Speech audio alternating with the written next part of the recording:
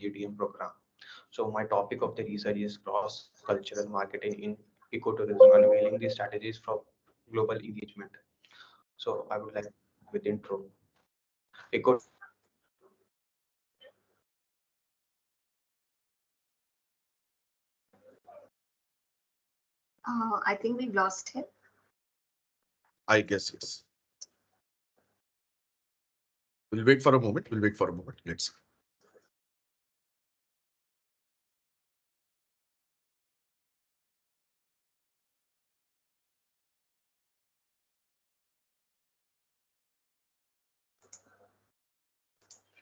With the diverse culture contribution to the sustainable development, cultural I guess. dimension.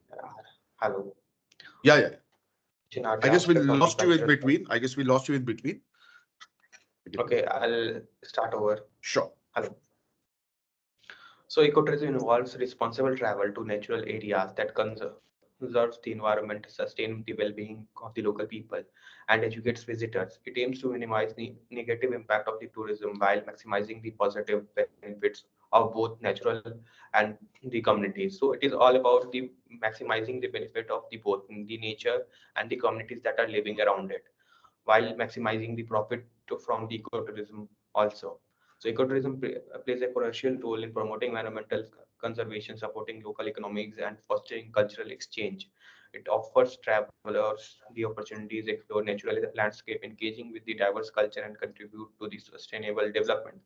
Cultural dimension, that according to my topic, I have studied the cross culture to the various culture, and the cultural dimension part of this research is the culture dimension are the aspect of the culture values, belief, and influences individual behaviors and preferences. The dimensions are defined as by the scholars like grid of states, including the factors such as power, distance, individualism versus collectivism, uncertainty avoidance, masculinity versus femininity, long term versus short term orientation.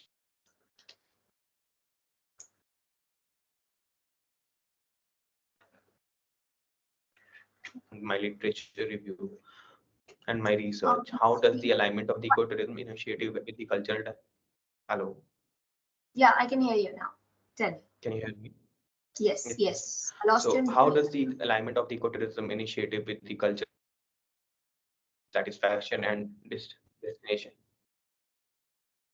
Yes, that's good. Yeah, yeah. Go ahead. Hello, ma'am. I can hear you. Go ahead, please. Okay. To want, yeah, okay. To what extent do the cultural dimensions such as power, distance, and uncertainty avoidance impact the design and implementation of the ecotourism initiative in India?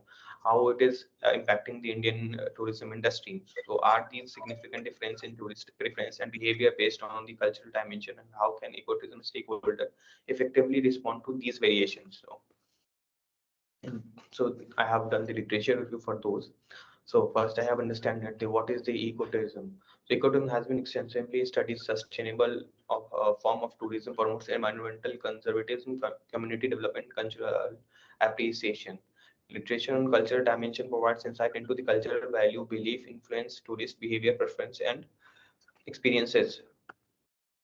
So there are various cultural theories that I try to instant in this research, that introduction of dimensions such as power, distant, individualism versus collectivism, uncertainty avoidance, masculinity versus femininity, long term versus short term orientation, all high context versus low context culture.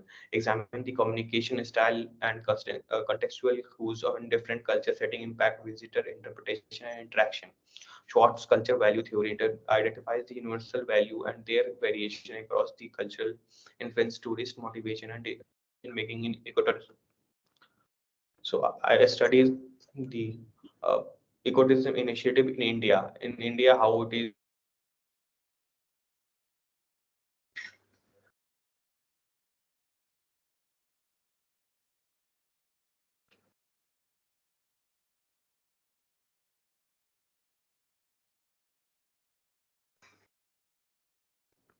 local culture preference values to receive higher level of acceptance and support from the communities.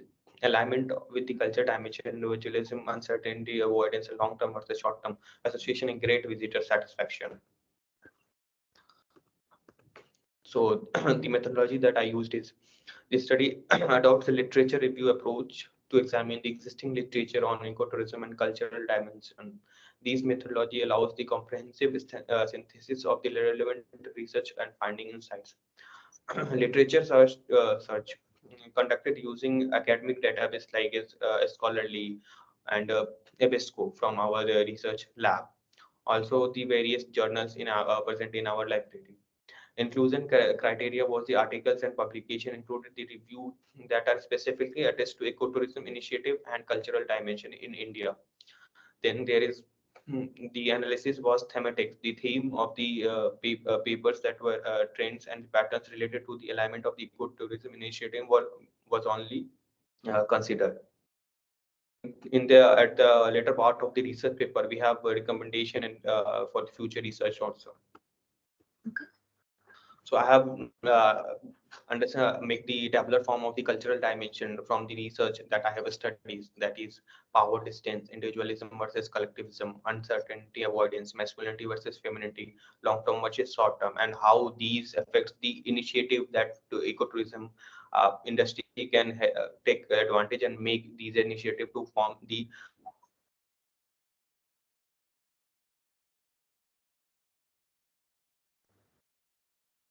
instance, how hierarchies and respect for the authorities influence ecotourism management visitor experience, how individualism versus collectivism impacts the community-based ecotourism initiative versus commercial ventures, uncertainty avoidance, influence on the tourist preference for structure versus flexible tourist experience, masculinity versus femininity, reflection of adventure focus versus culturally immersed ecotourism offering, long-term versus short-term orientation, alignment with the sustainability practices and conservation efforts in the ecotourism. Example of these cultural dimension. Power All right. distance travel-led All ecotourism right. ventures in central India. Hello. Okay. Just come to your major findings from the work. Can you just give me your major Okay. findings? What is your So overall understanding? So, ma'am, the overall understanding is that by understanding the different cultural parts, cultural dimension, we can tailor different strategies and initiative in India so that we can cater to the all type of culture audiences in our in tourism industries. So Okay. we have case study of Sundarban, how Sundarban uh, is doing the same. Okay. So in Sundarban, the community-based tourism, local communities are actively involved in the ecotourism initiative, offering guide tours, homestays, and cultural experiences. So how this community in Sundarban is offering the guided tours, homestays, and cultural experiences, and also the wildlife safari. The visitors in the mangrove forest are observed wildlife in their natural habitat, and with the trained guides that are already living in the those areas without disturbing. Uh, the ecosystem in the mangrove forest. The conservation efforts are also the revenue collected from the uh, uh, mangrove Sundarban ecotourism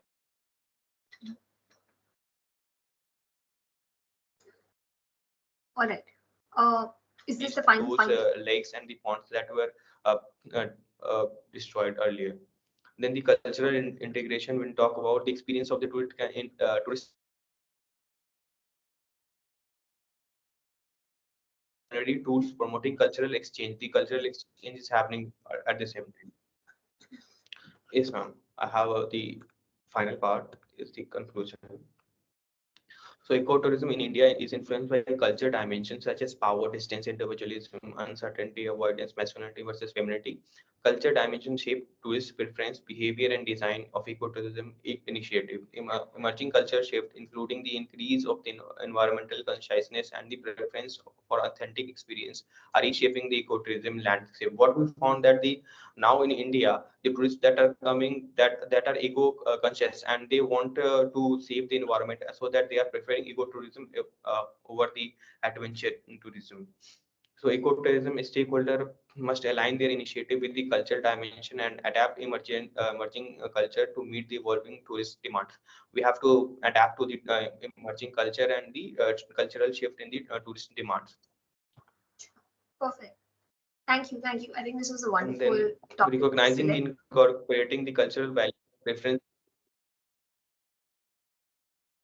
I just have two questions for you, right? As we proceed, what was there a specific reason for selecting Sundarbans as Yes, ma'am. a part of your study? Was there a specific reason to select Yes, Sundarban? Because ma'am. there are so many. So, ma'am, the specific reason to select Sundarban was that in Sundarban it's a huge uh, forest, and the ecotourism practices in that area is acknowledged by worldwide. So UNESCO has acknowledged it, that it has incorporating those things, and the revenue part that we have discussed, that Sundarban is actually reinvesting those revenues into the forest only, not taking these things to some other departments. So that's why we have chosen the Sundarban part. All right. And also when you say And we do cultural not have dynamics, like the proof of okay. Also, when you say the cultural dimension of power distance or individualism, okay, what kind of yes, audience do you think is opting for Sundarbans to visit, or ecotourism? Let me put it as ecotourism. just In any of these factors? yes, ma'am. So let me go back to my slides. One second. Hello. You could just So tell me. in the basically in Sundarban, the okay. So in Sundarban, what we have found is that there are the tribal communities. So the power distance is there, and the other cultural dimension is also there. The long term, what's the short term works is there. Initiative by the government. They are incorporated every almost all of the cultural dimension. Okay. Works. All right. Thank you. Thank you so much for your presentation. I think it's a fantastic topic to work on.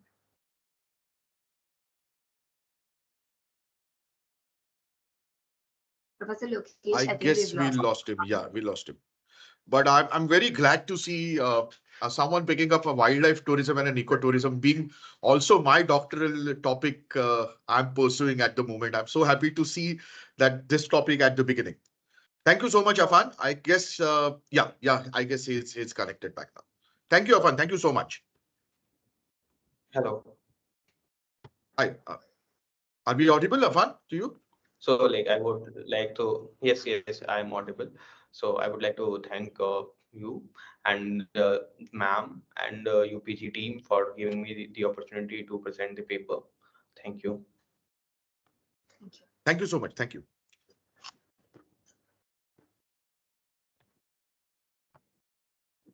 All right.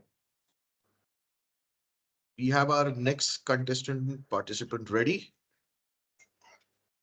Yeah. Taskeen.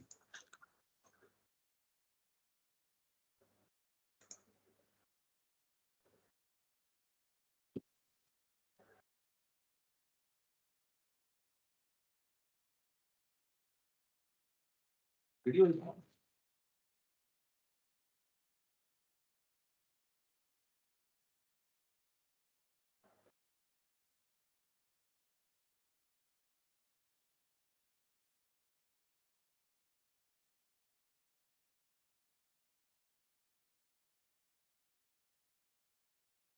The screen.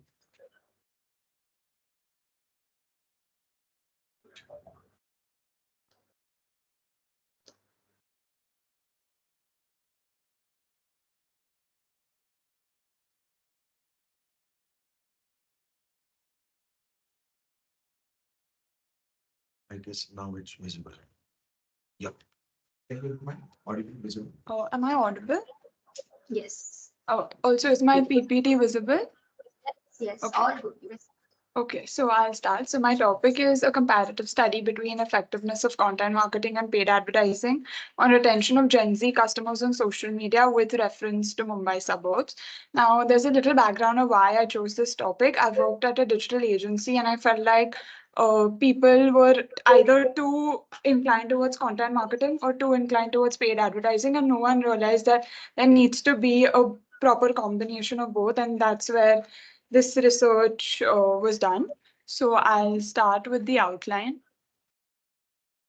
I have my introduction, literature review, research methodology and analysis, and conclusion.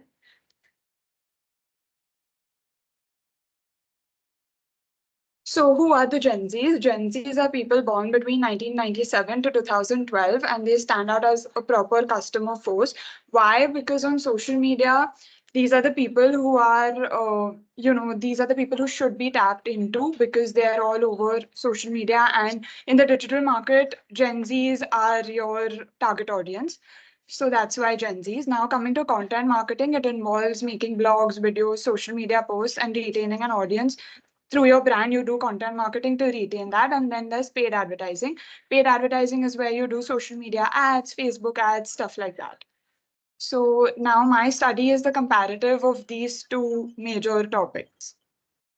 For my literature review, I had around 10 to 20 articles that I had, but these are the top four. How paid advertising works, how to make paid content promotion of your content marketing, 20 content marketing examples. In these, there were 20 examples, but two of my favorite ones were the Spotify Wrapped Up playlist and the Canva Design School. Spotify Wrapped Up playlist is where towards the end of a year, Spotify comes up with a playlist. So that was an example of content marketing. And we think content marketing is just videos and editing, but even this is a part of content marketing for brands like Spotify. Then Canva Design School. Canva is basically a graphic designing app, and I, being in the marketing industry, I've been using that throughout my journey. Design School is where they come up with they come up with courses or tips. So this is another content marketing example. This was a part of my literature review. Determinants of content marketing effectiveness talked about the performance measurement, strategic management, and the basics of how that should go about. The gap that this study has identified is that all the articles that I was seeing, they didn't have anything related to Mumbai suburbs in general, like in specific. And they also had content marketing, paid advertising as individuals. They didn't have a comparative study, including Gen Z. So this is how my research bridges that gap. Research methodology, I had a Google form that I sent out, and I had 100 samples that I got. It was the sample areas, Mumbai suburbs, as I previously mentioned as well. And I used convenience sampling and the one sample t-test for my hypothesis. So through the Google Forms, I got descriptive data, but I felt like doing a t-test for the hypothesis is important because that gets truer data, because descriptive data could be wrong as well, because sometimes people put in things or their interpretations are incorrect. So primary data, secondary data were the articles that I talked about. Diving deep into my data analysis and interpretation, that is the crux of the whole research. So I had around 12 questions, but I have gotten only 6 here, which were the most important. So I used the 5-point Likert scale for that. Am I audible? Yeah, you are. I can continue, right? I thought you were asking me a question. No. Okay, so the first question was how likely are people to engage with content marketing efforts on social media? Now, on the basis of this question, I conducted the t-test hypothesis, and since it's lesser than 0.05, we rejected the null hypothesis, which means the alternate hypothesis was accepted, which means that Gen Z are likely to find content marketing on social media relevant to their interest. Then the second question, similarly, was how often do you find content marketing on social media relevant to your interest? No, sorry, I messed up. So the first one was engaging and the second one was relevant to interest, both for which the null hypothesis was rejected and alternate hypothesis was accepted. Mhm. Coming to the third question, that to what extent do people find content marketing influencing their decision to be engaged with a brand on social media, which is after being a part of the brand, how likely are they to engage? Again, we noticed that the null hypothesis was rejected and the alternate hypothesis was accepted, which means content marketing is influencing the Gen Zs on social media, and it's influencing all their decisions that they take. Coming to paid advertising now, which is the second part of my research, we found out again people are likely to click on paid ads on Instagram, Facebook, and other social media platforms. The last two questions are how influential are paid advertisements. So a lot of times brand thinks that, just because their brand is not as big enough, they won't be able to influence the audience through their paid ads, but that's not true. From the research, we found out that again, null hypothesis was rejected and alternate was accepted, which means people click on paid ads and they are accepting that as per the research. The last question was how likely are you to continue following a brand on social media once you have engaged with their content or advertisement? Now, this is the longer run. How likely are people going to stay on your brand? Again, null hypothesis was rejected and alternate hypothesis was accepted, which means people will engage. So now diving into my conclusion, this means that paid advertising and content marketing complement each other, and a brand needs a good mix of both, not one, not 50%, 50-50 of both, which is going to make their brand stand out on social media. And by this, marketers can understand, they can use the demographics driving meaningful connections and to get fostering or to get long-term brand loyalty.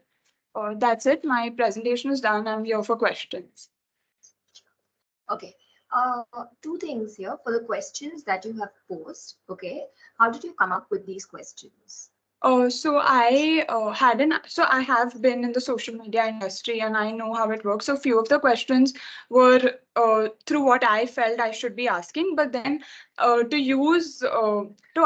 make it better, I try to frame the questions better using Bing Copilot. Okay. And the second thing is, you said you've used a t-test, right? Yes. In order to get, but your audience is primarily only Gen Z. Yes. Okay, so a t-test ideally is used for a comparison between two groups. So Right. have you grouped your No, so the comparative study here was between content marketing and paid advertising. So that is why I use the t-test. Yeah. Got that. All right. And what's the educational background of the participants here? I mean, of the 100 participants that you've got, I mean, are they heavily using social media? Social media platforms. One of my questions. Sorry, yeah. So one of my question on the questionnaire was how likely are people to use social media? 2 hours, 1 hour a day, once a week, or twice. Like I had options, and from that I analyzed that people use social media every hour a day. So that's why again makes the research more likely to be like the right audience was targeted for that. Okay, perfect, works. Thank you so much. Thank you. That was a very interesting presentation. Thank you. Thank you.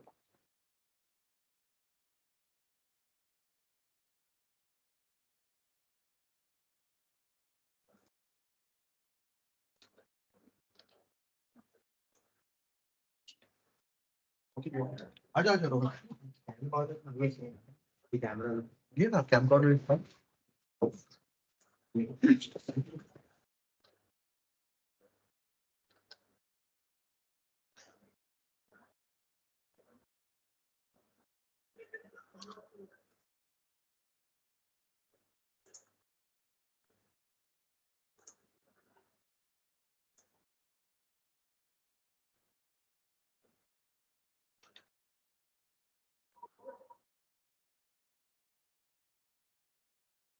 So are you Sneha? I guess. Yes, ma'am.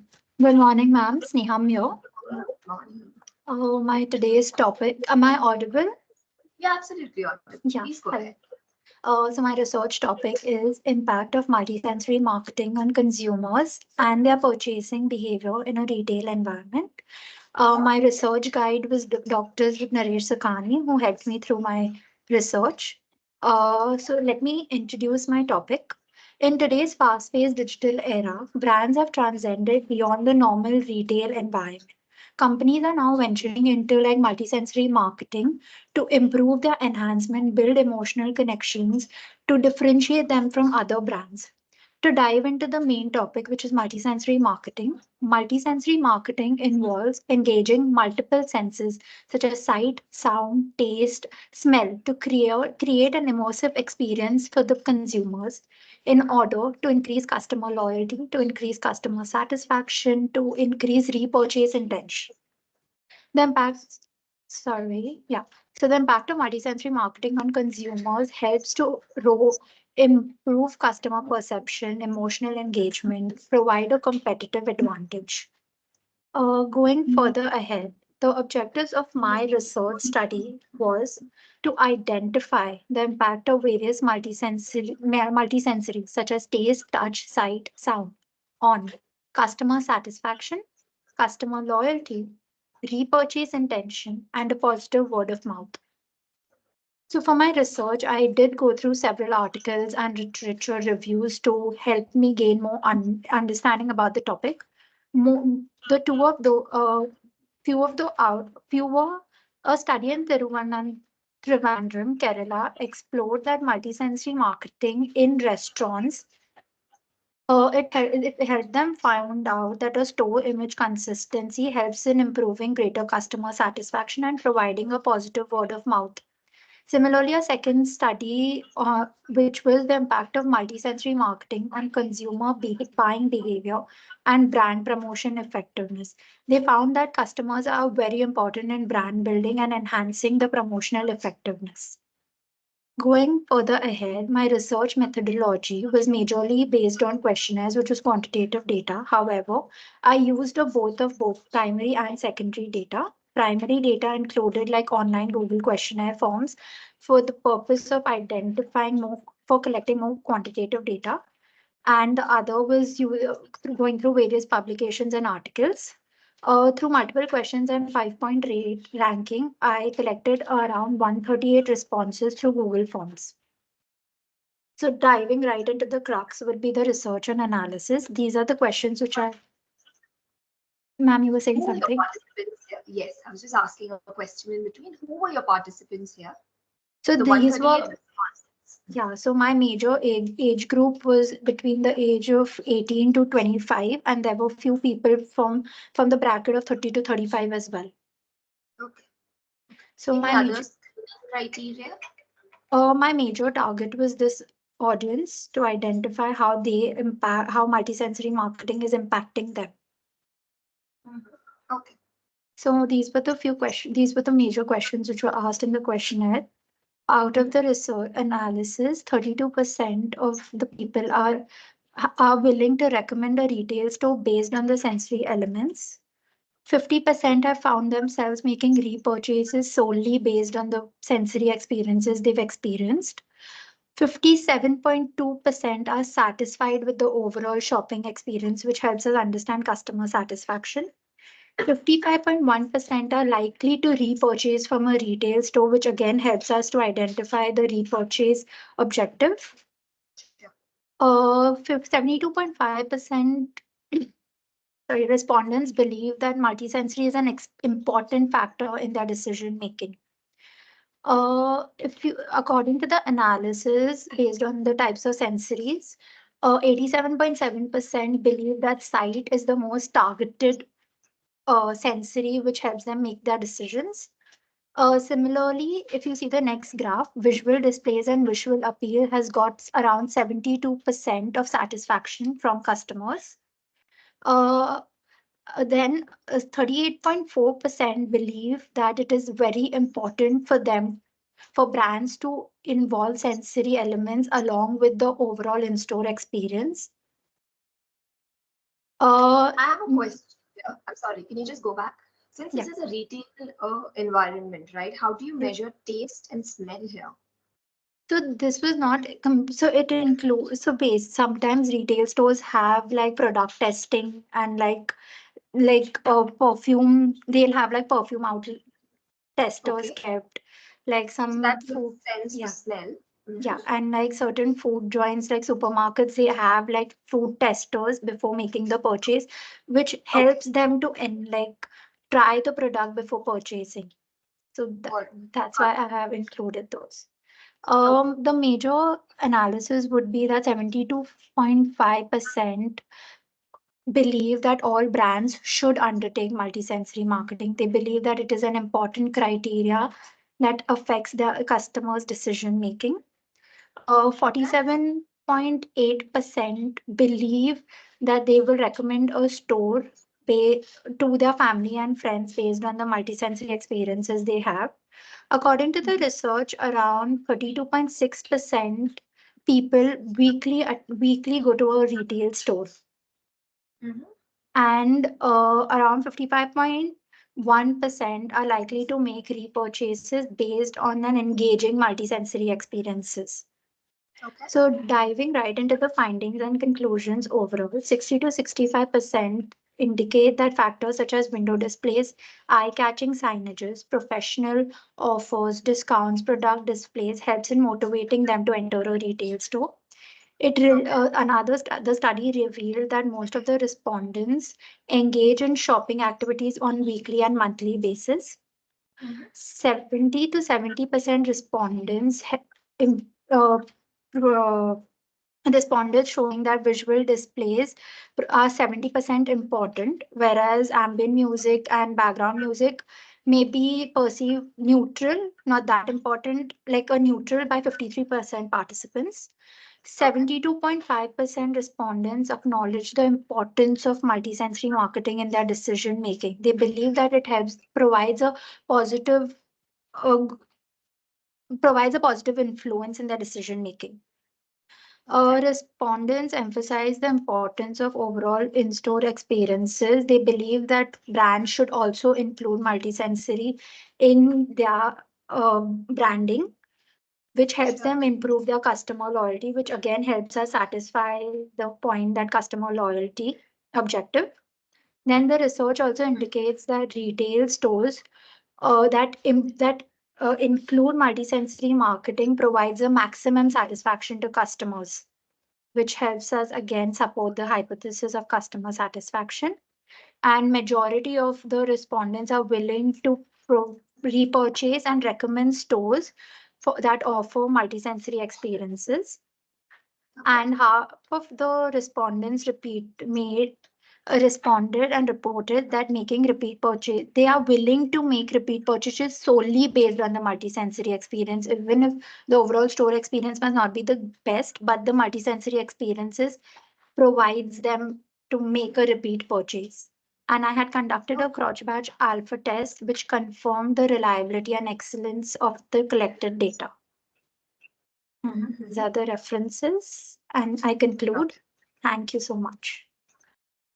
All right. Thank you so much, Sneham, for your presentation.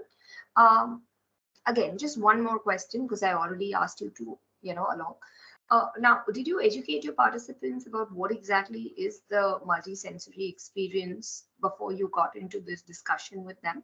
Yes, so when I was circulating my questionnaire, my questions were framed in a way that along the questionnaire, the person would understand what multisensory is. My major question was, what is multisensory marketing? I mentioned options like sight, smell, sound, which would help them gain information that it is focused on these sensories.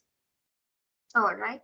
And did your participants have a uniform experience? See, because when you say going to a retail store to purchase some kind of merchandise, you typically have a set of experience. That's the reason why I asked you, how would you, kind of have smell as well as. So what I'm trying to say is, for an experience, a multi-sensory experience for someone at Shopper Stop is going to be very different from a multi-sensory experience at, let's say, Food Hall, right? Because there the taste, like you said, would matter so much more as against other appeals maybe, right?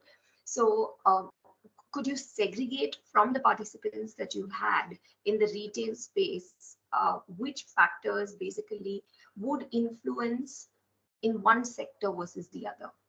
So my research was majorly a very generalized this on retail sector. It wasn't specific to like a food store or a clothing store. It was more of a generalized. But however, in my questionnaires, I did ask questions based on the level of satisfaction they find from each sensory. So going, if you want, I can scroll back to the slide. I can show you that various respondents responded in various situations. Like for visual, certain respondents believe that 82% that was the major satisfaction. For some could be senses, for some was sound, so it varied. Okay, not a problem. Yeah. Thank you you so so much for much. the presentation. Thank I love you. the topic. Thank you. Thank you. And mute.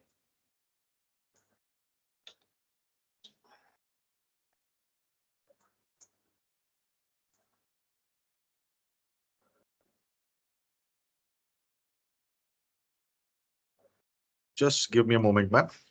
Not a problem.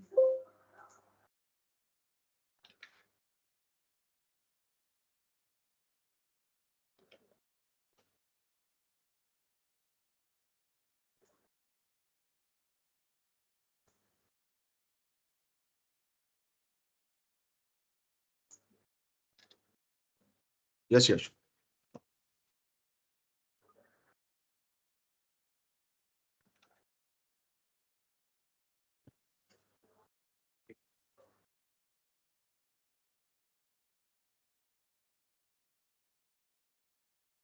Am I visible? Yes, Yashvi, you're visible and audible. Please go ahead. Yeah. So I'll start. Just sorry. Just give me a second. Please go ahead. Begin. So the title of our research paper is The Power of Neuromarketing, Unraveling the Mind of Consumer. Now, let's start with an example. Okay. So, have you ever realized that whenever you visit a departmental store, you always end up buying a chocolate, even if it was never on your shopping list? Now, this is because that the chocolates are kept near the checkout counter, and the checkout counter is the most noticeable area, which guarantees a look even if you have no intention to buy. Let me come up with one more example. Next time, whenever you visit a watch showroom, observe that the watches that are displayed are at the time 10 past 10, which represents as if the watches are smiling. Now, this has a capability to persuade the consumers to buy the product. Now, just like the above example, there are variety of strategies used by the brands to influence the consumer's conscious and subconscious mind, and the consumers do not even realize it. So, this here is called as neuromarketing. Neuromarketing is a study of how the consumer's brain respond to brand-related messages and advertising by monitoring their brain system. Now, there are a variety of techniques which are used in neuromarketing, such as EEG, fMRI, color psychology, anchoring, and eye tracking. When we talk about EEG and fMRI, so basically they are machines which are used for clinical or medical purposes as well as for the research purposes, and they provide highly accurate information regarding the feelings and the opinions of the consumers. When we talk about color psychology, now, as you know, each and every color represents certain meaning, and it has the capability to impact the consumers. Now, brands select such colors which assign with their business goals. If we talk about Facebook, Facebook uses blue color in their logo because blue color depicts security, trust, and strength. Netflix and Coca-Cola uses red color as their logo, which depicts power and dominance. Now, if we talk about anchoring, it is not possible that each and every individual knows the market price of each and every product. Suppose if you visit a departmental store and you observe a commodity which is very expensive, for suppose 5,000, you will also observe that the same commodity with similar features will be kept beside it for a nominal price of suppose 500. Now, the consumer may feel that the second commodity is of great deal and may purchase it even if in reality the market price may be just 100 rupees. Then, if we talk about eye tracking, so eye tracking refers to understanding the eye movements of the consumers. Suppose Google uses eye tracking devices to understand which websites are, preferred by the consumers and which websites are ignored by the consumers. Now my co-author will explain.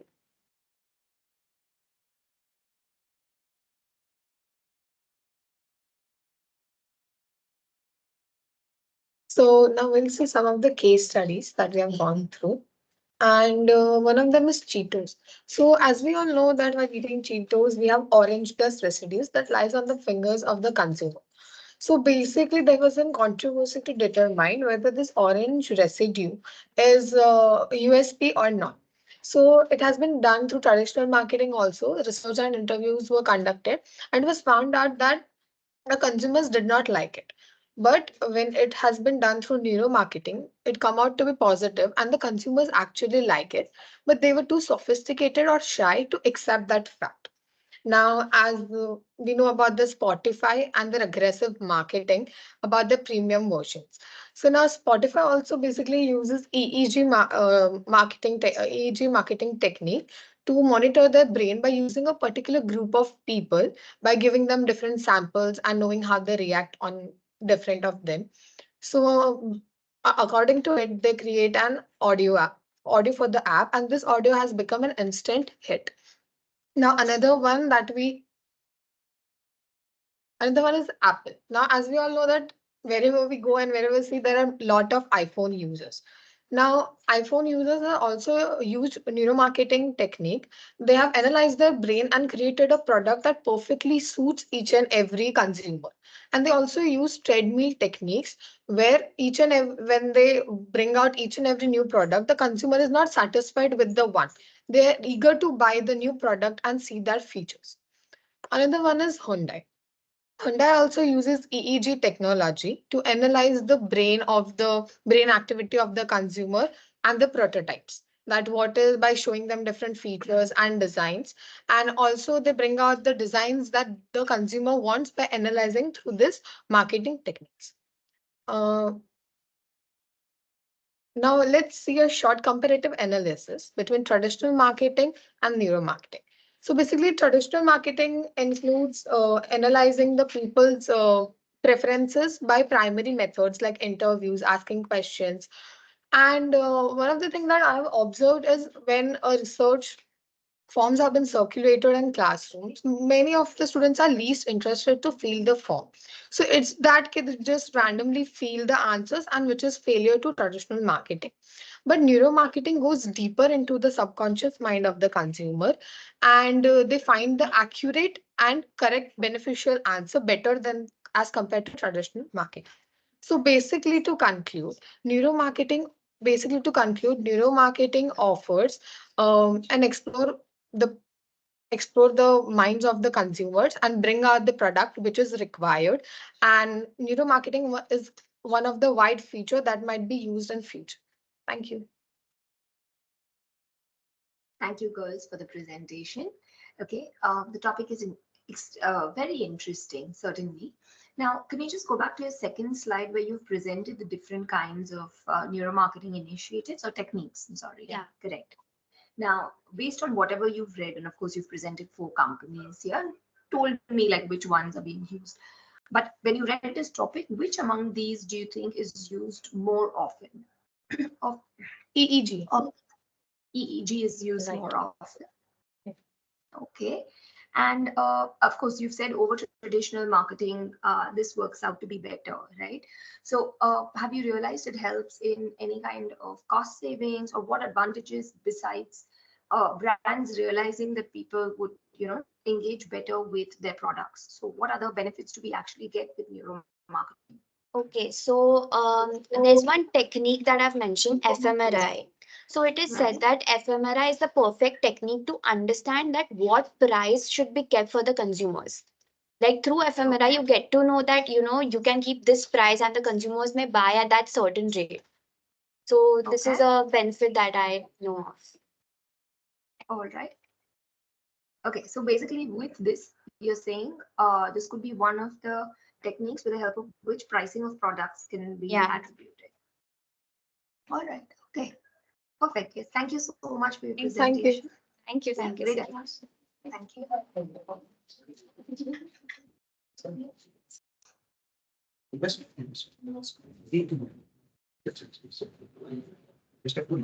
All good. Yeah. Hi, Brinda. How are you? Hi. Thank you. I hope all is well. Yeah. I'm grateful for accepting the invitation at such a last minute. Thank you. Carry on, guys. Okay. All the best.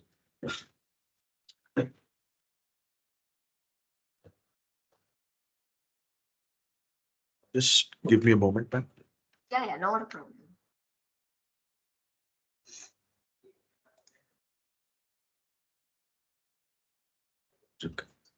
It's there. Do I have Jinakshi or Kalpo coming in next? Jinakshi. She's Jinakshi, ready. She's next to me. Okay. We'll get varied topics to choose from. Very interesting. Yeah, really very interesting ones. And these are SYTY students. The students currently appearing for their second and third sem even before their research semester is actually beginning. Oh, wow. Extremely glad to see this type of research culture, evolving in a UG department specifically. Absolutely. Like the choice of topics is so diverse and nice, very trending.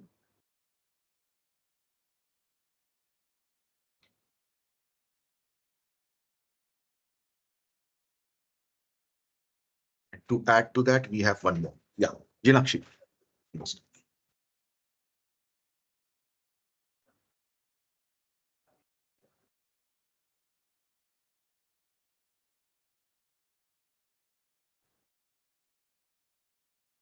You're on mute, I guess, Jinakshi. Could you speak? Maybe then I would be Hello. able to check. I can hear you now.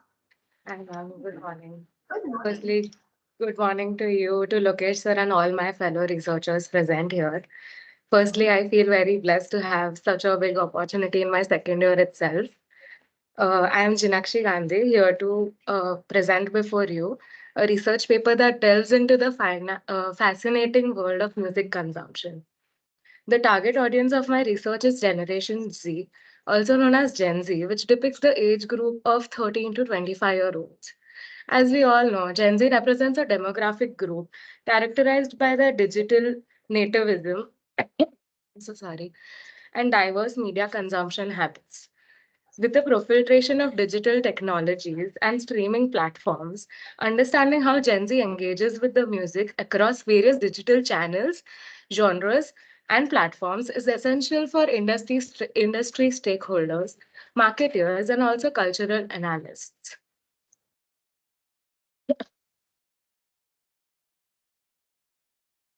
Okay. You want to have water? Thank you so much, ma'am. The research incorporates data from both primary and secondary sources. The primary data is collected through a Google form and it is directly obtained information. And the secondary data is the pre-existing information from reports, database, articles from Spotify newsroom, etc. The Gen Z's music consumption is primarily driven by streaming platforms like Spotify, Apple Music, Amazon Music, YouTube Music, etc. There are various social media platforms like TikTok, Instagram, Snapchat, Twitter, etc., which shape the music consumption habits and behavior of Gen Z. Music, I'm so sorry. There are a lot of viral challenges, user generated content, and influencer endorsements, collaborations, etc., which increase song, artist, composer, director, etc., everyone's popularity. Music plays a great importance in everyone's life. There are a lot of social and cultural importances of music among Gen Z specifically. It serves as a social glue, promoting various relationship and shared experiences. For example, we have a common interest for a particular genre or an artist. So it acts as a glue for social bonding. It is a tool for identifying, building, and a self-expression tool. And it also allows Gen Zs to create their own soundtrack, musical space, etc. Various live events like concerts or live performances, even if one visits to a restaurant, having a live performance can be very soothing to the ear. Also, the growth of viral trends has been a very popular behavior among Gen Zs. Uh, it has a huge cross-cultural impact among Gen Zs. For example, songs like Badal Barsa Bijli, which is Nepali, or Despacito, which has Spanish lyrics. We may not be able to understand the meanings too, but uh, it is a very trending song, or it is a very trending culture to have cross-cultural influence, especially among the Gen Zs due to social media factors, etc. There are various genres Gen Zs like to explore, like pop, hip hop, and rap, Eminem, and Weekend being very famous artists, indie and alternative tracks, electronic dance music, Chainsmokers being a good example for promoting electronic dance music, RBI, and a lot of lo-fi converted songs, rock and pump also is being enjoyed by Gen Z. So the main platform or the main access of music has been shifted from radios or listening to songs on TV on 9 FM or downloading songs from Song PK to going on streaming platforms like Amazon Music and Spotify. It has a huge impact on the music industry, and it has shifted from various conservative methods to just clicking and downloading songs from Spotify. These services offer extensive music collections, customizable playlists, and simple sharing download options, catering to Gen Z's on the go and very fast increasing lifestyle and diverse musical tastes.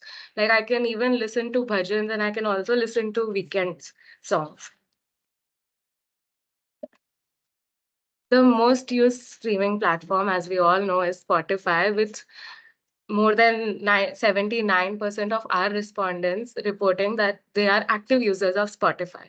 The most essential factor in influencing is high quality audio, followed by personalized recommendations, curated playlists, a good interface, or a very user friendly UI UX, other than pricing. It has turned out to be the leading music streaming platform globally. And the uh, the key distinguished platforms like Spotify and Amazon Music are able to provide a lot of algorithm based data and listening history, preferences, and according to the behavior and the mood of the song, they are able to curate the according playlist and podcast and maybe suggest or recommend it. This personalized approach enhances the music discovery experience as a listener and a consumer, fostering a deeper connection with the platform. For example, I have been using Spotify since a year, and it is nearly horrific for me to switch to another platform or listen to songs which have an ad to enhance my listening experience. Spotify, in particular, offers a lot of advanced and innovative features like blend, jam, rap, discover weekly playlists, etc., which keeps the audience in loop and which makes you want to use it more, further solidifying its position as a key player in the music industry market. The data analysis show that major people have a positive perception of artist collaborations, like, for example, a song like Calm Down, which has Afrobeat Jax and a Selena Gomez voice. The most popular way to discover new music are social media or recommendation from friends or sharing of playlists, algorithm-based playlists, etc. The majority of respondents, more than 50%, are satisfied with the current pricing of the streaming platforms, but 22% of them are considering it just reasonable, according to students, and the rest of them find it a little bit pricey. 84% of respondents are satisfied with the algorithm-based recommendations from streaming platforms, and nearly 16% are dissatisfied with it. Some recommendations, according to a survey for streaming platforms, can be to enhance algorithm sets, to implement sleep timers. Some of us, you listen to songs while going to the sleep, and it is on during the whole night time. So we can implement sleep timers. Some, pardon? No, okay. I said okay. Sorry. They can enable music identification, which is a feature in Google search. We can just hum the song and we can identify the kind of music. And some have said to explore AI generated playlists, like some other singer's voice in a song.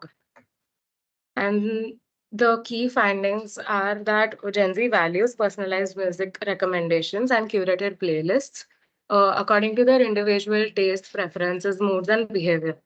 Algorithm driven recommendations and user generated playlists help them enhance their musical experience. And to conclude, I would say that the research can benefit various stakeholders in the music industry, including record labels, streaming platforms, artists, producers, marketing professionals, and policymakers too. It can also help marketing professionals craft effective campaigns and cultural analysts to make informed marketing decisions to formulate or create new innovative ideas, etc. This is an observatory research mainly, uh, as Mayur sir quoted Mr. Albert, that researchers always portray what is being portrayed, and they think what is already been thought, but it just puts some limelight into it with help of surveys and secondary information. So that, and thank you so much. I'm open and I welcome any questions or discussions you may want to have. Sure. Thank you so much for the presentation, Jinakshi. I think it's a great topic to have been selected. One question that I'd like to ask, since we're talking about AI-based personalized lists, right? Don't you think this can also just not let you explore more music, and it could create a biased list of music? Let's say you're always used to listening to, I'll say hip hop, right? And given that it's now selected your preference as hip hop, okay, does that limit you from listening to other kind of music because the platform won't make those recommendations? Yes, I do believe that it limits to a particular genre or the particular prompt I have put.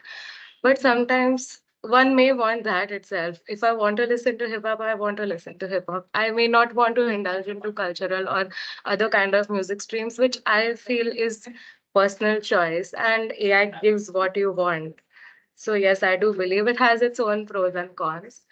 But yes, it can limit your experience, but in a positive way, it can enhance your experience by exploring one genre in a very nice way, in a very broadened way.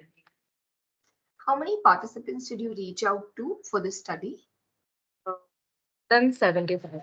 Because the target audience is very particular and it's a niche, it was difficult to find a lot of samples. But yeah, more than 75. Okay. Works. Thank you. Thank you so much. Thank you, ma'am. Thank you.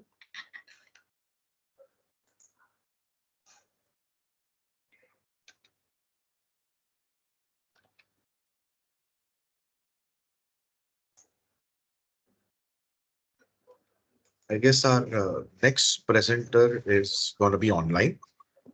Okay.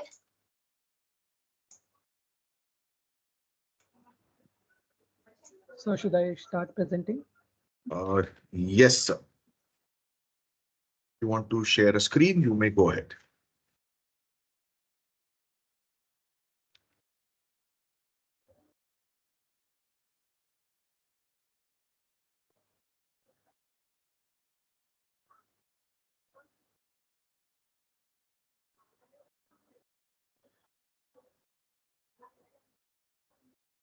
Yeah, is it visible? Yes. Yes. Okay. So good morning, everyone. I'm Kalpa Mukhopadhyay, and I will be presenting my research paper, which is titled Big Data-Driven Strategies for Optimizing Urban Traffic Management, a comprehensive review and analysis. India is currently the most populous country in the world, with a population exceeding 1.4 billion people. A high amount of this population is concentrated in cities and their surroundings, which raises many challenges, like traffic congestion and problems created due to it. An efficient and safe traffic management system is required to solve these problems. It is safe to say that we are advancing towards a digital life where lots of data is being generated in each and every moment. This data can be used to make better decisions and solve problems. Kalpo, just a recommendation. Is it possible for you to turn on your camera? Oh, yeah, sure.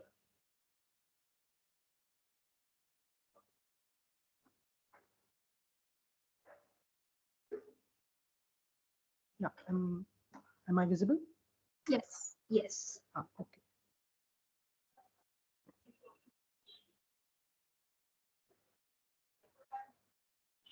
So as I was saying that the data being generated can be used to make better decisions and solve many problems. In fact, various state governments in India have already taken initiatives to make appropriate use of this data. This is the TomTom Traffic Index rankings of 2023. Here we can see that for the city center rankings. Your slide is not changed. Oh, sorry about that. Did it change? No, it's on introduction yet. Mm. I believe you're presenting some statistics, right? Which is the next slide. Yeah. So it's not changing here. It's still on the introduction slide. Yeah, now it's changed. It has to change. Okay, so I will do it in this format only. Then this is the TomTom Traffic Index rankings of 2023. Here we can see for the city center rankings, when 4 of the Indian cities have ranked in the top 60. And for the metro area rankings, 4 of the Indian cities have ranked in the top 40. Ma'am, are you saying something? No. Oh, okay. So Bengaluru has topped both of these rankings if we are only considering the Indian cities. TomTom Traffic Index actually considers around 387 cities for their rankings. Next, we'll see some of the proposed improvements in data collection. So floating cars are basically vehicles equipped with GPS and communication modules which transmit data on location, speed, and direction. Another improvement would be Bluetooth scanners, which are used to collect data on speed and direction from passing vehicles, enabling real-time applications like emergency response. This is possible because most of us have Bluetooth devices, and even the cars nowadays are equipped with Bluetooth. And even if we are not able to set up any new infrastructure or new systems, we can also optimize the current systems to get better results. Like we can optimize the traffic sensor layout on the basis of the cost, data volume, and reliability to get better usage from there. Here we can see the improvements in data processing and applications. So big data frameworks like Apache Spark can be used to collect, process, and analyze real-time traffic data from various sources like vehicles, sensors, and social media. And fog computing, cloud computing, big data, and Internet of Things can also be used for better data processing and application. We can collect real-time traffic data from IoT sensors and utilize machine learning algorithms in the cloud to predict traffic flow using this data. And finally, fog nodes can be used for decentralized decision making on traffic light control based on this predicted traffic data. Fog computing is generally faster than cloud computing if in scenarios requiring real-time responses. In scenarios requiring real-time responses. And since the traffic situation is quite dynamic, therefore, we also need a dynamic traffic control method for handling this traffic.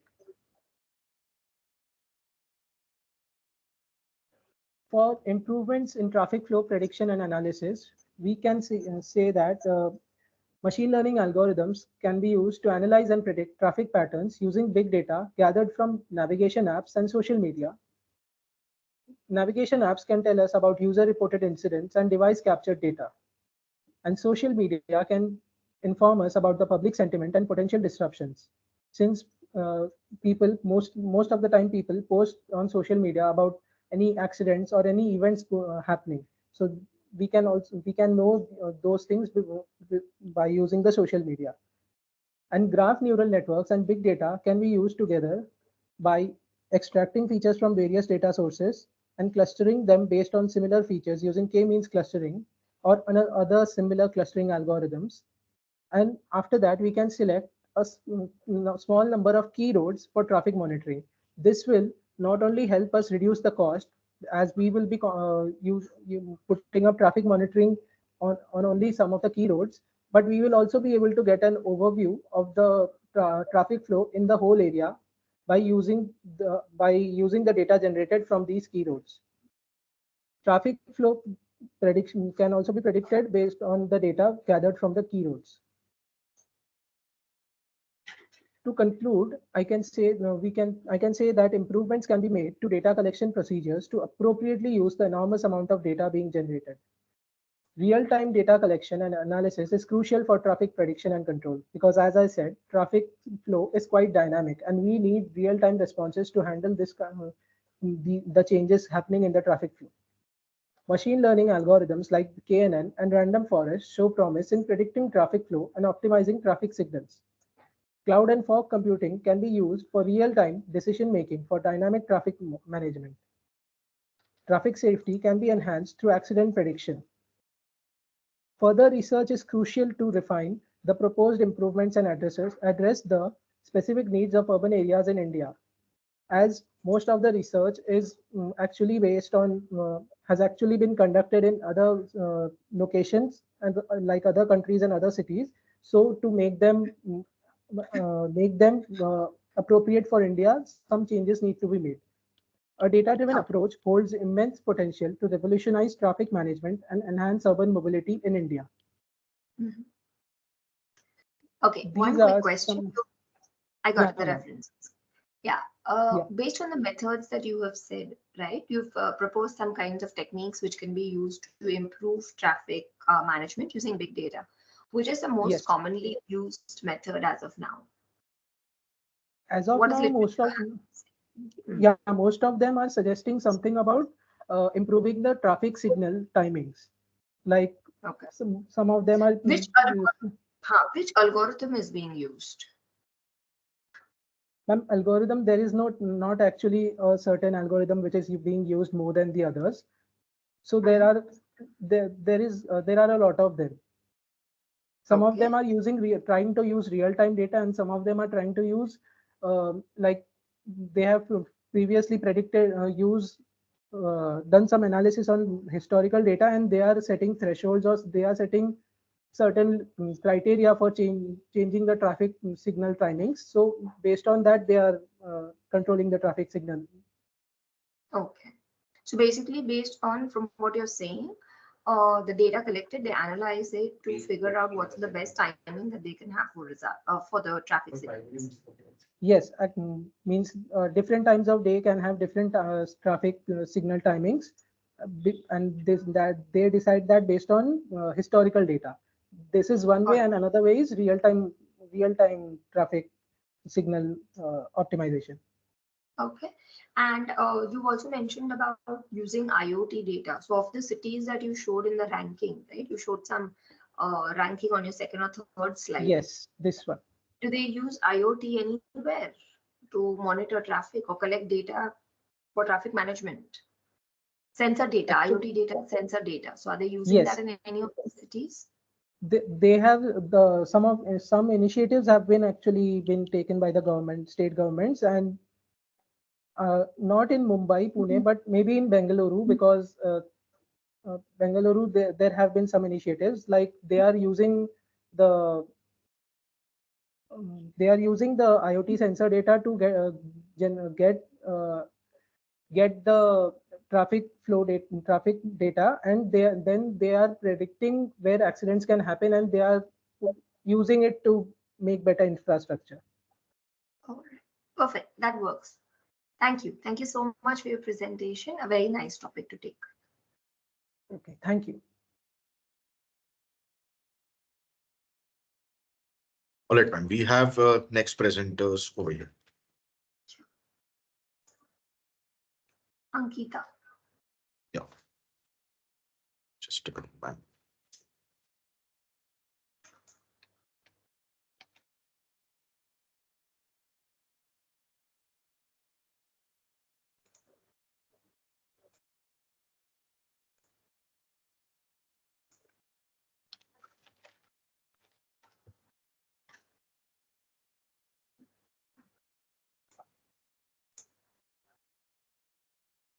We have next paper on blockchain. Might be your favorite topic to deal, I'm very sure. And surprisingly, this is from first year BMS. Oh, wow.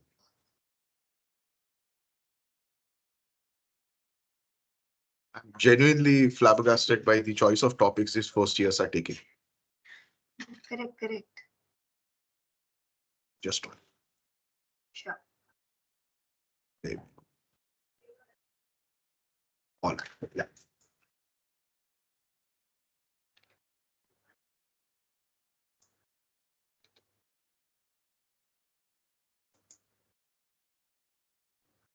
Afternoon, ma'am. Are we audible and visible? Yes, Yes. you're absolutely audible and visible. Good afternoon, ma'am. So this is Drashti Nandu and I'm Monica Ravi, and we'll be talking about the future of digital democracy in India with blockchain technology. So basically, whenever we listen to blockchain, we think about Bitcoin. Like it's all mostly related to Bitcoin, but blockchain has much more to offer in the field of digitalization. That is the main core of the topic. So blockchain, basically, I'm pretty sure you know, but for people who don't know, I'll just give them a brief about it. So blockchain is a technology that secures and stores and verifies the data. It's very secure method, and it's like the information is stored in a block and then added onto a chain, which is very difficult, and it's a permanent record which cannot be tampered.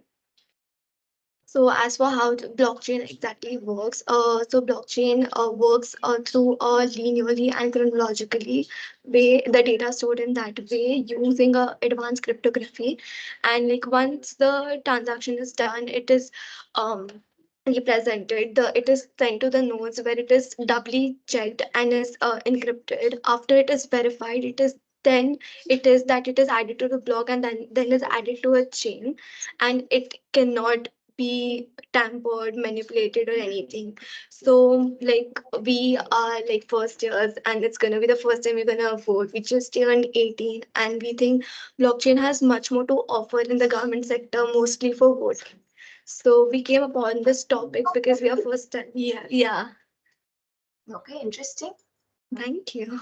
So, Like, basically, around the corner, I'm sure this is very interesting. Yeah, tell me. yeah, so we were also not aware about it, but we came across this topic asking help from our professors and all. And this is one thing that intrigued us, like because we also didn't know more about it. So blockchain has helped many industries, mostly we know through Bitcoin, but it has also helped like in healthcare, in supply chain, and this. And the government, our planning committee that has been replaced by Niti Aayog has given a full PDF titled which discusses like it's titled blockchain the Indian strategy towards enabling the ease of business, ease of living, and ease of governance. And yeah, it has helped in many industries.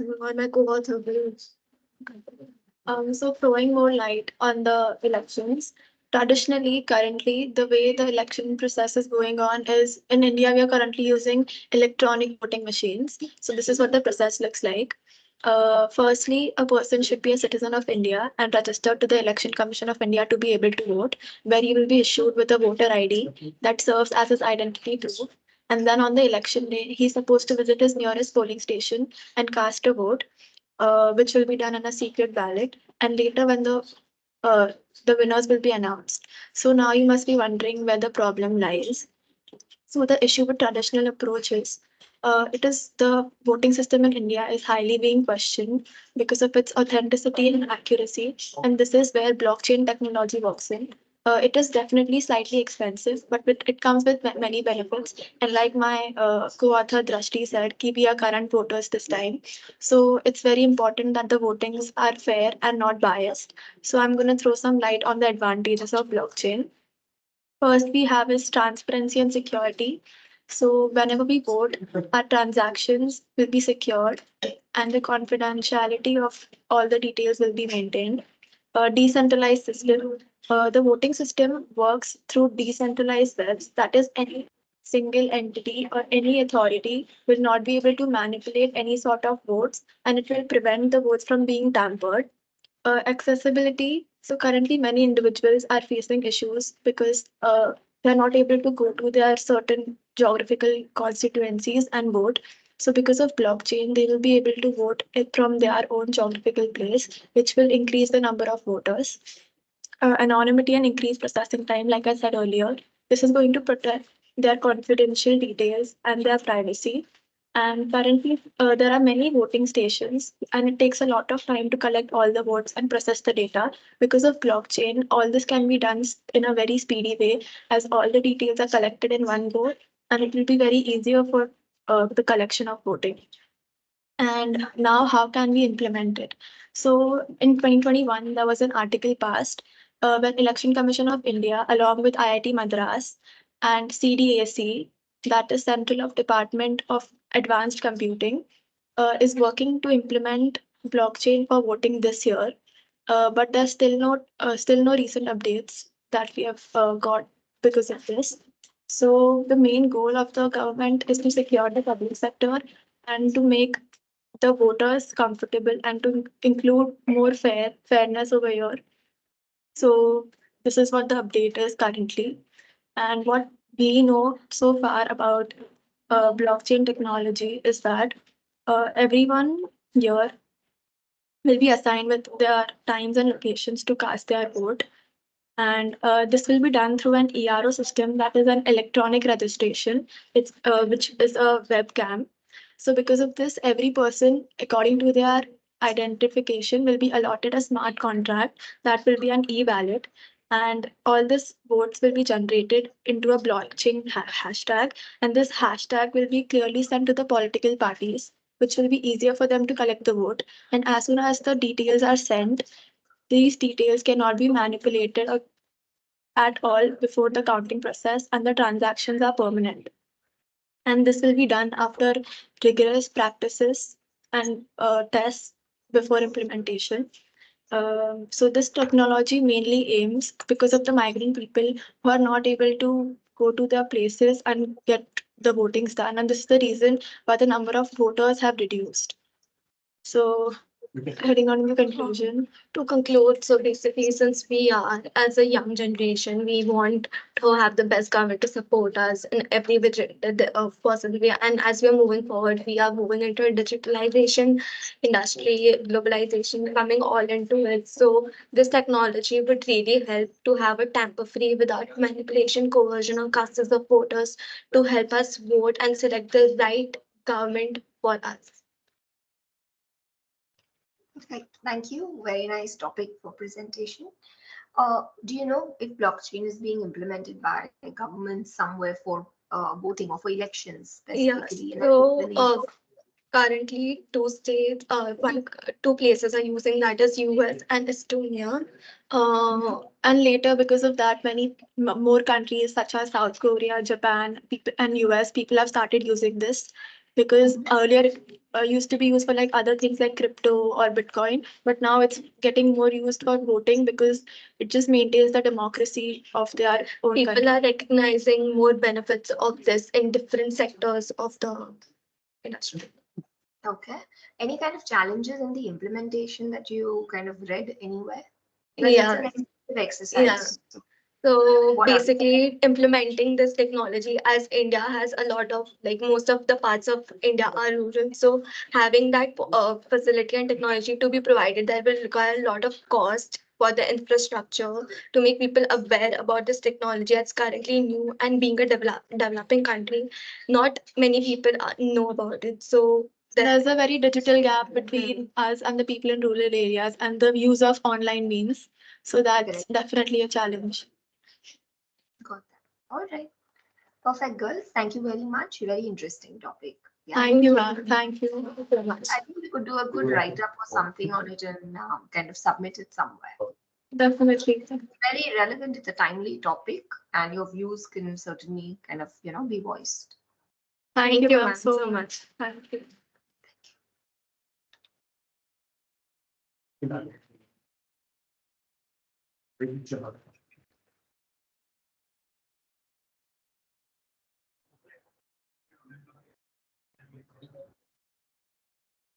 Another incredible paper.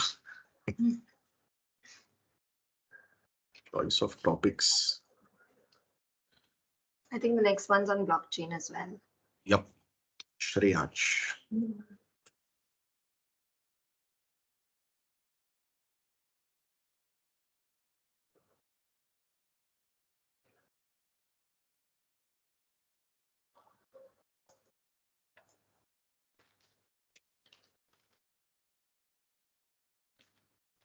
visible. Yeah. Cheers.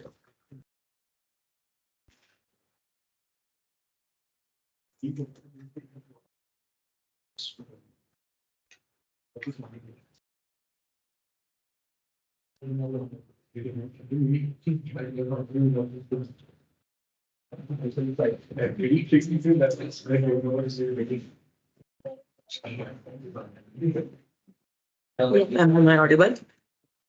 Good afternoon, Shreya. Yeah, good afternoon, ma'am. Please start. Please go ahead. So my topic is blockchain technology, opportunities and challenges in the Indian context. Okay. So here I begin. Like introduction, like what is the blockchain blockchain technology is the disruptive force which has came into existence in the previous years, which has the ability to change a number of industries, including the way the data is managed and the transactions which are being carried out. It has mainly two unique characteristics, such as its decentralized structure and the immutable nature. And with these two characteristics, it can assist numerous sectors in resolving issues and transforming their transactions and data recording system. Yeah. So these are the overviews of the top 4 papers which has been published with similar to these topics. As like one researcher, Anup Kumar Saha, he talks on the recent global blockchain craze and India's reaction to it and the distinctive social features of India that contribute to its particular blockchain conflict. And whereas one also author, Somaya, she said that in India, the financial sector is the most enthusiastic one while adapting the blockchain technology. And as of now, we can also see that the in India, mainly the banking sector is mostly like we can say attractive to the blockchain technology and while also adapting. Yeah. So the next is what is the technology basically. So the blockchain technology is the distributed ledger technology that allows for the transparent and safe recording of transaction involve numerous parties. It is mainly based on the cryptographic principles and like it has series of a block, each of which has a record transaction. And not only this, it has also the immutable nature and by the cryptographic hashes, these binds blocks together. So for these reasons, one cannot change the data also. And also it is decentralized nature, not centralized. So one cannot await the necessity for a centralized person. Okay. Yeah. And this is the global blockchain technology market. Like, so we can also see the financial services mostly adapting to it. And the opportunities for the blockchain technology in the Indian context. First, the main financial services, what we are talking about is like it is the highest market share also. So it can like enhance transparency and security in banking payment, and it can also reduce fraud scam. And because in the previous year we have seen the scams like Nirav Modi, it is because of the letter of credit. So in India, the government and all the banking institution is mainly focusing how we can streamline the process of letter of credit and bank guarantee through the process of the financial service. And second, voting system. As we have seen, it can provide secure and transparent voting system, enhancing trust and audibility in elections. It can also be a decentralized nature. So one, so the person like in the centralized, it can he cannot control it, and also it can prevent any incidents of the fraud or the manipulation. And mainly it can enhance the trust among the public and can lead to the fair and the democratic electoral process in India. Okay. Yeah. So challenges. The main challenge is like the public perception and education.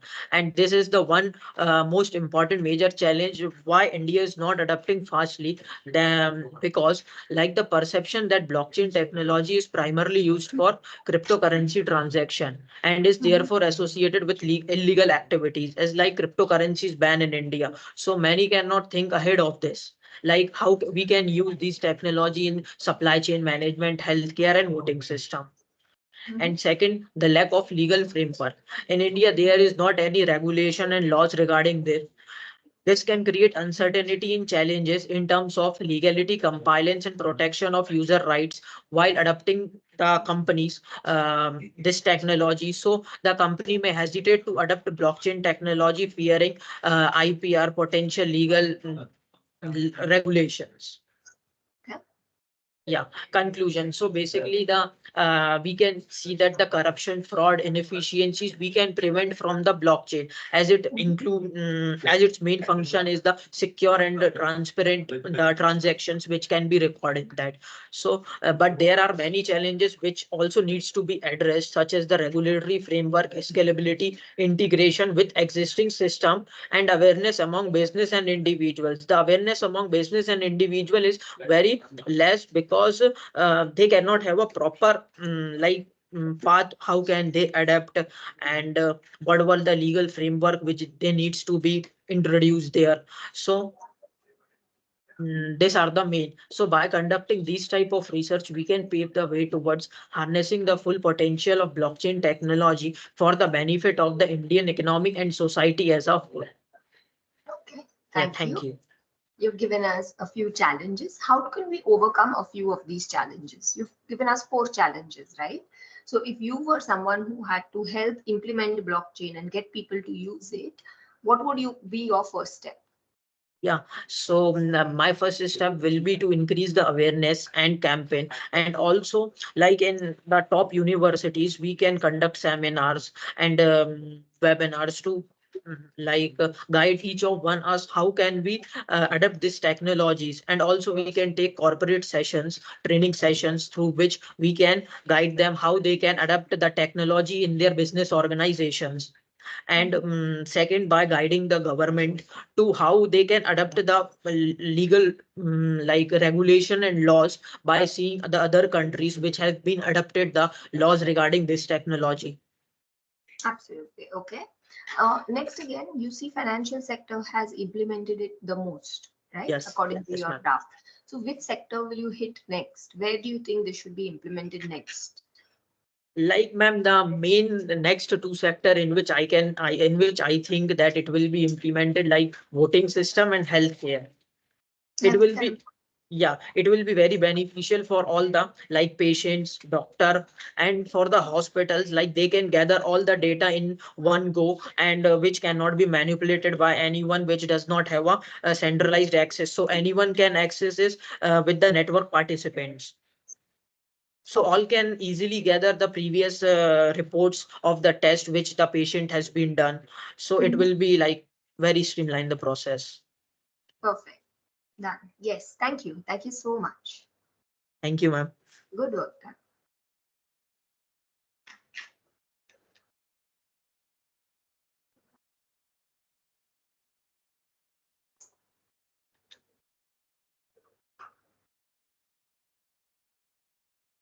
From Do we have Rohan Patel? One more?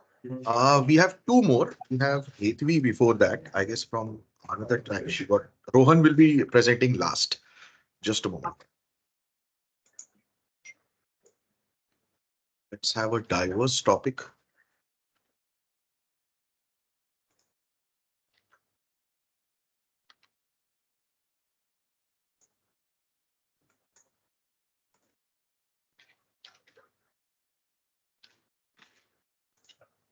Can you just tell me who is presenting? Sorry, I'll just write it in the sheet. Sure. Full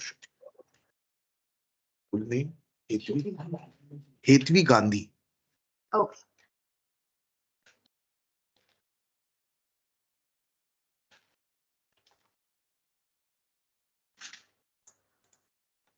So from blockchain, we are moving to destination weddings. Oh, very nice. Especially very timely with the current Ambani wedding going on. Yeah, absolutely. The big, and probably the fattest wedding we have seen. And not even the wedding as yet, just the pre-wedding. Yeah, the pre-wedding. All right, man. Hetvi is here.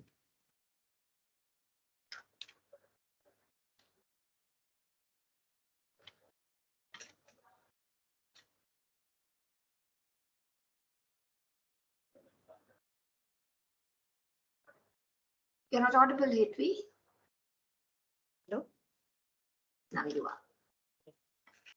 Good afternoon. Good afternoon. My topic is the influence of social media on wedding expenditure patterns and social status signaling in Indian communities. The reason I chose this topic is recently the wedding season is going on. Everyone is talking, seeing stories. Every other story, anyone is getting married, and people are talking all over. She's getting married. He's getting married. Color bombs, firecrackers, bride walking down the aisle. People spending enormous amount of and huge amounts on weddings. So the social media. Am I audible? Yeah, You yeah. were saying something? No. Oh, yes. uh, the social media's presence and it's reshaping wedding social media is reshaping all fields of life recently. Every other decision we take is influenced by social media and what we see continuously on the screens. The research also revolves around amplifying desires for extravagant weddings due to social media and what we see. The investigation and the survey we rolled out was knowing what are the motivational factors of people to spend such huge amounts on weddings. The research revolves around the shopping habits, wedding purchase versus shoppings, the impact of advertising on wedding spending decisions. Okay. Uh, my research objective was to know the perception of people in Indian communities why are they spending so much on weddings, the motivational factors driving individuals to spend extravagantly on the weddings, uh, the role and influence the attitudes of people to analyze the impact of social media advertising and promotions on wedding spending decisions within Indian communities. The data was collected in the base of Google Forms from the undergrad students mainly. The age in between 18 to 22, and some of my audience was about 30 to 35. Okay. A review of literature. Nowadays everyone has a Pinterest board and people want to get married in such a way, such beautiful aesthetics they plan. But also these aesthetics cost the lakhs of rupees and crores sometimes. Mhm. Uh, the motivational factors driving wedding spending is the social comparison and status and wealth they want to show in the community. People nowadays, as I read a research paper in where it was written that people nowadays are taking loans to do marriage and then go into debt because of the peer influence and the online review they see, and they want to show some kind of status in within their friends or family.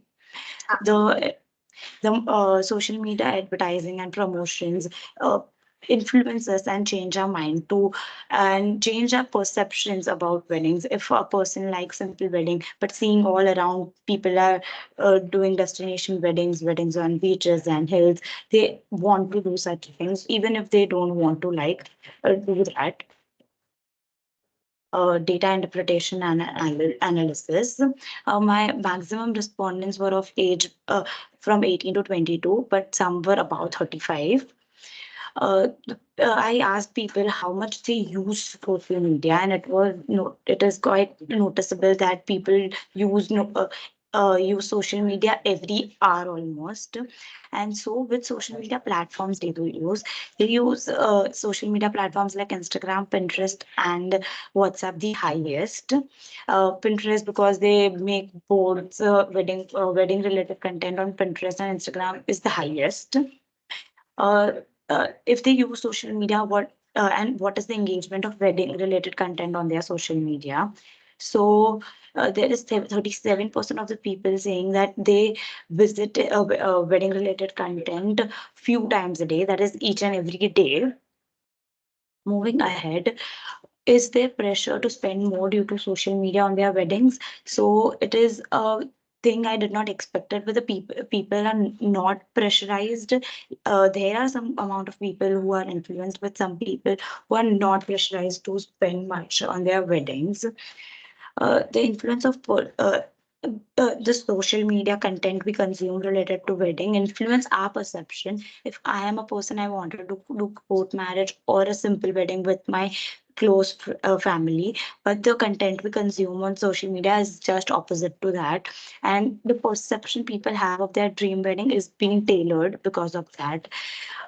Competition in wedding industry, the wedding is no more a thing where two people are getting married and making a life ahead, but is now a way of showing your money and status in the community. Wedding related purchases. Sorry. um, Nowadays there is a too much amount of content on social media related to weddings and advertising and promotions. Wedding management companies, maybe event management, game management. Nowadays people have carnivals and sangeet nights such huge that many people are earning out of this marriages, and they promote themselves. So wedding related purchases, how is social media influenced by that? Creation of unrealistic expectation by social media. Maybe I don't have that much amount of money in my pocket, but the unrealistic expectation I create by seeing such things is very high, and around 80% of the people agree to this. Wedding photography and videography industry is one of the industries which is getting the highest boom due to such weddings, because they are the one who capture these weddings. Impact on rise of destination weddings. These weddings, the Instagrammable weddings are mostly done on beach sides, hills, mountains, and stuff. So the traditional way of getting married in and around your houses is now great. Future influence of social media on weddings. 95% of the people, that is the majority audience, think that people are going to spend more and more on weddings. So I would like to conclude by saying that the study highlights that the social media's impact in wedding expenditure patterns and status signaling in Indian communities. Digital platforms intensifies desires for lavish weddings and fosters competition and higher expectations.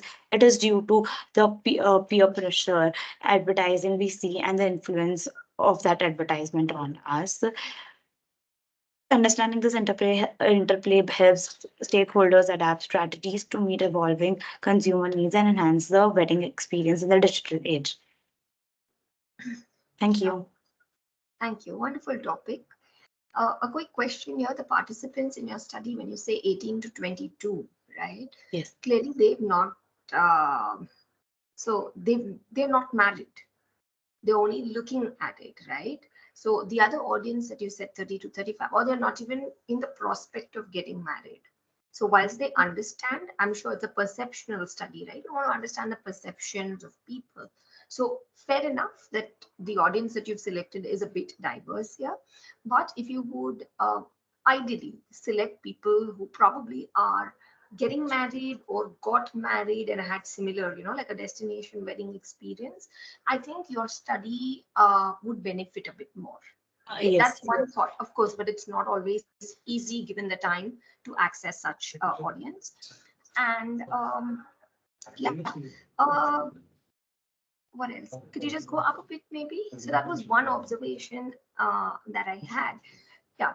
And another thing that you said, and which you pointed out in your work, whilst one could say that yes, it does create a lot of pressure, it's more about peer pressure and wanting to expend money. Yes.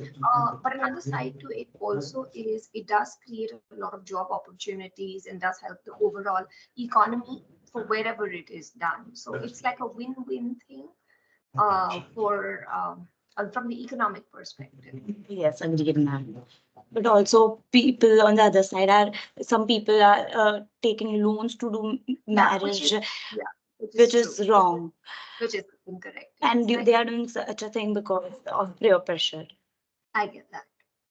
Perfect. I think I'm done. Nicely done. Thank you. Thank you so much, Hitvi. Thank you, ma'am.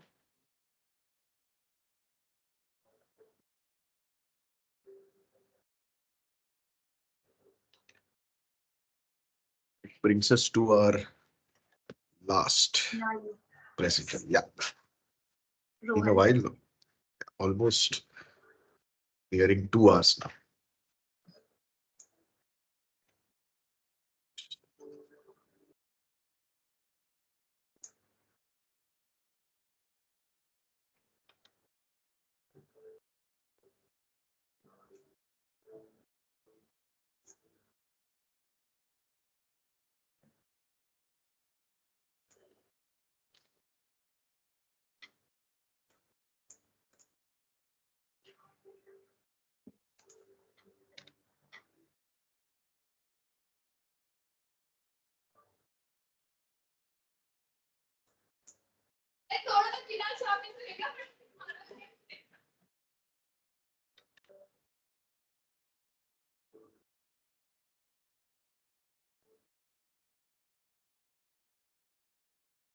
It's visible? I guess yes. Okay, we have Rohan next.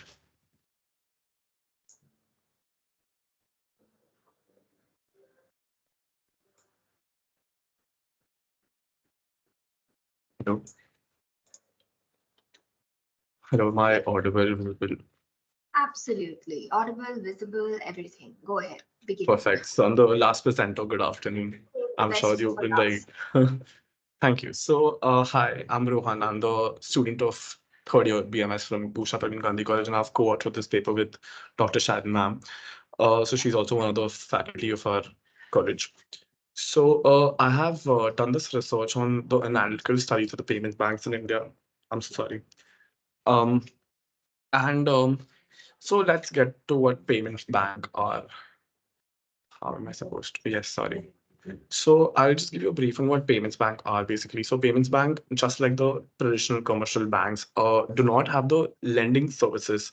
So payment bank were initially introduced for the migrant laborers, low income households, small businesses, unorganized sector, so that the banking services can be reached to those people, so that we increase the banking services across India, and there's financial inclusion which has been spread across the country.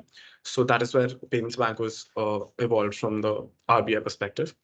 So that is an introduction about what payments bank is basically. I think what I've done in this research is I can't move. Yes, there's an issue with the yes. So statement of problem. So I've actually analyzed how the financial performance of multiple payments bank in India have assessed it, and I've done a comparative assessment of 6 prominent payments bank and operating in the country right now. So with the review of literature, I also want to mention that there has been a gap in this research because I did not find a lot of research based on the topic of analysis of the financial performance of payments bank in India. So coming to the, I'm so sorry. Okay, so the objectives is to assess the growth of payments bank in India to determine the overall financial performance and the trends, and to compare it, the financial analysis of selected payments bank that I have selected. And the limitations were, it's all completely based on the secondary source of data and nothing enters to the primary data. And payments bank is generally like a 2015 concept. It's recently introduced, so we don't have a lot of historical data available. So that's again the limitations of the studies of my research. So I've collected the data through RBI's annual reports of the various payments bank to understand the financials and the ratios for the companies. So coming to the timeline, so this is a graph which tells us how the timeline of payments bank in India looks like. So in 2015, where RBI introduced this concept of payments bank, there were 41 applicants for payments bank, out of which 11 got in principle approval for the payment bank. In 2016, one of them started the operations, which is the Airtel Payment Bank. 3, the Cholamandalam, Dilip Sanghvi, and IDFC at Eleanor rejected the surrender the licenses based on the longer gestation period for the profitability. In 2017, there was India Post, Paytm, and Fino Payments Bank that started their operations. 2018, the remaining 3, which is the Geo Bank, the the Aditya Birla and the NSDL started their operations. In 2019, which is approximately 1.5 year, Aditya Birla Idea surrendered their licenses. And in 2024, as you know, the Paytm crisis that happened, so now their licenses are revoked. So they cannot accept any more deposits. So one thing about payments bank is they only accept deposit up to 2 lakh, not more than that. And they have to have 75% of their investment in the government securities and 25% in with the commercial banks. So this graph shows the overall financial ratios of the payments bank in general. So this is from the year 2020 to 2023 of the 6 banks that are the India Post, Paytm, NSDL, Fino, Jio, and Airtel Bank. So we can see the return on asset, return on equity.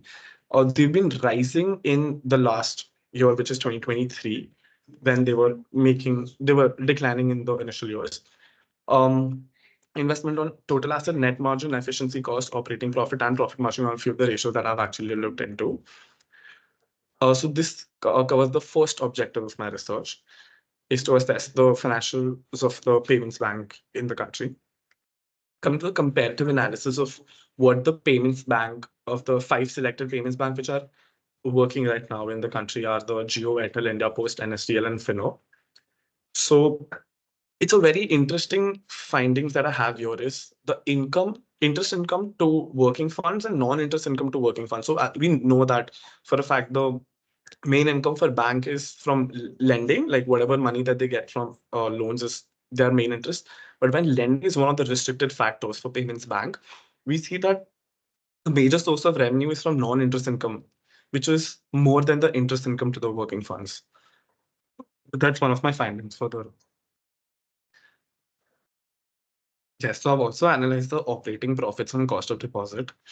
Do you mind if I have water? Please do. Go ahead.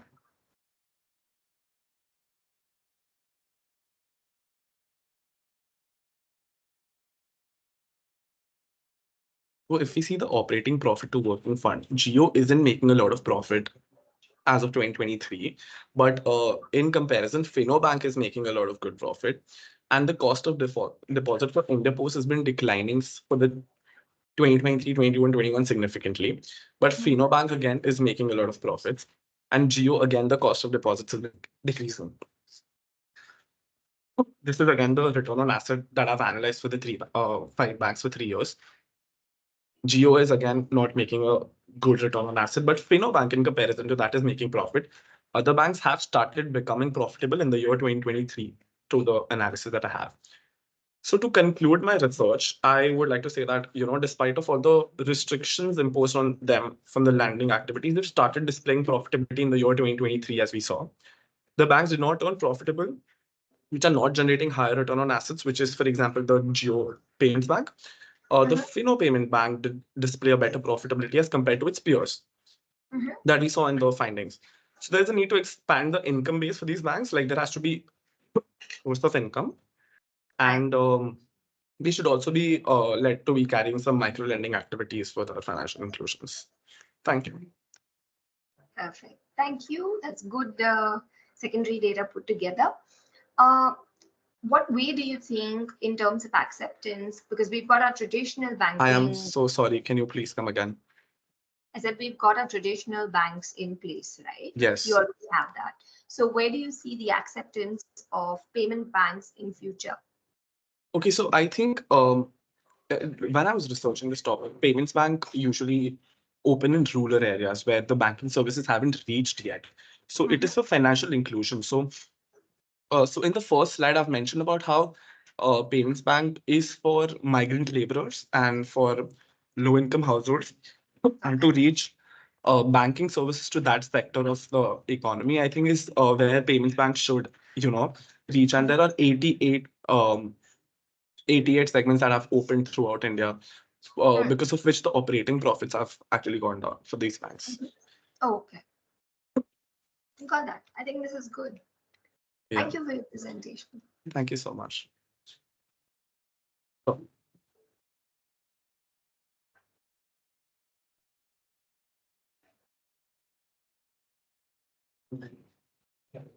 Thank you so much, ma'am.